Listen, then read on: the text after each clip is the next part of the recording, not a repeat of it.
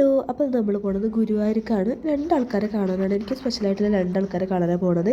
ഒന്ന് എൻ്റെ ഒരു ഫ്രണ്ടും, രണ്ടാമത്തെ ആൾ എൻ്റെ ഫിയാൻസിയാണ്. എൻ്റെ ഫ്രണ്ട് എന്ന് വെച്ചാൽ അവളായിട്ട് ഒരു മാസത്തെ പരിചയമേ ഞങ്ങൾക്ക് തമ്മിലുണ്ടായിട്ടുള്ളൂ. പക്ഷെ 4 വർഷമായി.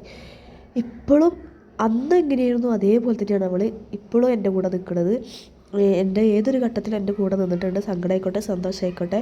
അപ്പോൾ അവളെ കാണാനും അവൾ ഗുരുവായൂരാണ് പഠിക്കുന്നത് ഇപ്പോൾ. പിന്നെ അവനെ കാണാനാണ് പോയത്.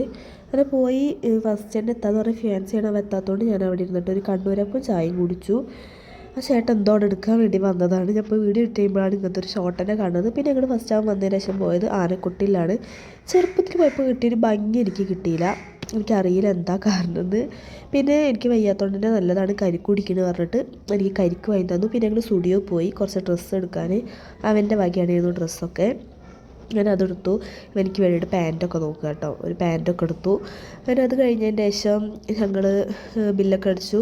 പിന്നെ മന്തി കഴിക്കാനാണ് പോയത്. കാരണം കുറേ ആയിരുന്നു മന്തി കഴിച്ചത്. അപ്പോൾ എനിക്ക് മന്തി വേണമെന്ന് ഞാൻ ആദ്യമേ പോണതിന് മുമ്പേ പറഞ്ഞിരുന്നു എനിക്ക് മന്തി വാങ്ങി തരണമെന്ന്.